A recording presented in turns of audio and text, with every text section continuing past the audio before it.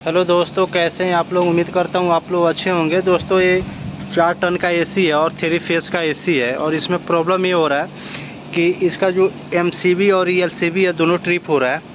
और जैसे हम ईएलसीबी और एमसीबी को ऑन करते हैं तो उसमें यूवीआर लगा हुआ है जो कि 5 मिनट का टाइम है उसमें। और जैसे 5 मिनट के बाद आउटडोर में पावर आता है वो फिर से ट्रिप हो जाता है, यानी एमसीबी और ईएलसीबी दोनों ट्रिप हो रहा है। तो मैं आउटडोर के पास आ गया हूँ और यहाँ पे चेक करने वाला हूँ कि इसमें क्या प्रॉब्लम है जिसके वजह से प्रॉब्लम क्रिएट हो रहा है। क्या कहीं पे शॉर्ट सर्किट हो रहा है या तो कुछ जल गया है, आखिर क्या प्रॉब्लम है जिसके वजह से ऐसा हो रहा है। तो सबसे पहले मैंने पावर को यहाँ से ऑफ कर दिया है। अब आइए इसका कवर ओपन करते हैं और कवर ओपन करने के बाद देखते हैं कि आखिर इसमें क्या प्रॉब्लम है। दोस्तों, ऊपर का तो कवर मैंने ओपन कर लिया है और मुझे यहाँ पे कुछ भी ऐसा नहीं दिख रहा है जो कि जला हुआ हो।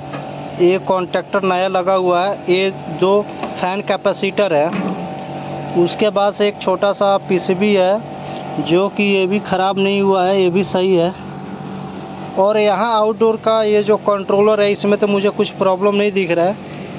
ये फ़ैन है, मोटर है, यानी ये भी चल रहा है।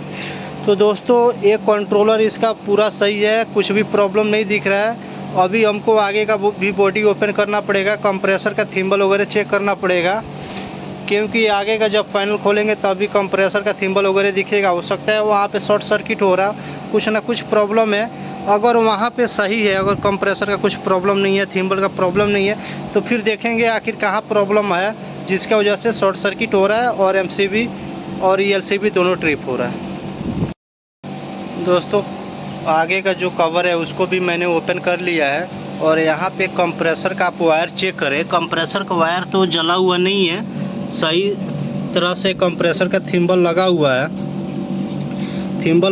यहाँ भी नहीं जला हुआ है। और ये कंप्रेसर काफ़ी ठंडा है, हीट भी नहीं है, लेकिन यह है कि कंप्रेसर काफ़ी ओल्ड है। अब देखने वाली बात यह है, क्या ये कंप्रेसर ख़राब हो चुका है क्या, जिसके वजह से ये एमसीबी एलसीबी ट्रिप हो रहा है। कई बार क्या होता है, कंप्रेसर ग्राउंड हो जाता है, ख़राब हो जाता है, जिसके वजह से सीबी भी ट्रिप हो जाएगा, एलसीबी भी ट्रिप हो जाएगा। तो सबसे पहले हम क्या करेंगे, यहाँ पे ये कवर को खोलेंगे और क्लैम मीटर लगाएंगे और कॉन्टैक्टर को पुश करेंगे और चेक करेंगे कि कितना एम्पियर तक एसी जा रहा है। अगर हाई एम्पियर में जा रहा है या तो ग्राउंड होगा तो सेम टाइम पे ट्रिप हो जाएगा, अगर ग्राउंड नहीं होगा हाई एम्पियर में जाकर ट्रिप हो रहा है वो भी मालूम चल जाएगा। तो यहाँ से हम पावर को ऑन करते हैं और क्लैम मीटर लगा के एक बार कॉन्टैक्टर को पुश करके चेक कर लेते हैं। दोस्तों, सबसे पहले मैंने क्या किया, ये कंप्रेसर का तीनों वायर को निकाल लिया हूँ। ये कंप्रेसर का तीनों फेस का जो वायर है इसको निकाल लिया हूँ। और ये जो अपना मोटर का जो कनेक्शन है वो मोटर का कनेक्शन यहाँ पे लगा हुआ है। मैंने इसको इसलिए किया कि जैसे मैं कॉन्टैक्टर पुश करूँगा तो हमारा कंप्रेसर नहीं चलेगा, फ़ैन मोटर चलेगा। अगर हमारे फ़ैन मोटर में कुछ इशू होगा तो फ़ैन मोटर नहीं चलेगा और एमसीबी ट्रिप हो जाएगा। अगर कोई इशू नहीं होगा तो हमारा फ़ैन मोटर चलेगा भी और ट्रिप नहीं होगा। उसके बाद क्या करेंगे, अगर फ़ैन मोटर चल गया तो उसके बाद क्या करेंगे, हम कंप्रेसर का थिम्बल लगाएंगे, उसके बाद फिर से कॉन्टैक्टर पुश करेंगे और उसके बाद चेक करते हैं कि एमसीबी ट्रिप होता है कि नहीं होता है। दोस्तों, मैंने पावर को चालू कर लिया है, आप देख पा रहे हैं यहाँ से पावर चालू है और यहाँ पे एम्पियर भी शो कर रहा है। अब हम कॉन्टैक्टर पुश करेंगे तो अगर फ़ैन मोटर चलेगा और तो हम समझ जाना चाहिए कि फ़ैन मोटर सही है, कोई फ़ैन मोटर में प्रॉब्लम नहीं है। उसके बाद से हम कंप्रेसर का वायर लगाएंगे और फिर से कॉन्टैक्टर को पुश करके देखेंगे।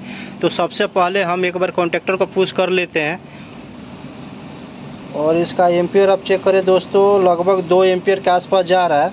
और फ़ैन मोटर पर ध्यान दीजिए, एक फ़ैन मोटर नहीं चल रहा है और दूसरा फ़ैन मोटर चल रहा है, यानी एक फ़ैन मोटर मेरा ख़राब हो गया है। ये फ़ैन मोटर ख़राब हो गया, नीचे वाला जो फ़ैन मोटर है वो चल रहा है, यानी इससे ये पता चल गया कि हमारे एक फ़ैन मोटर का प्रॉब्लम है और दूसरा फ़ैन मोटर चल रहा है। अब हमको कंप्रेसर को चेक करना है।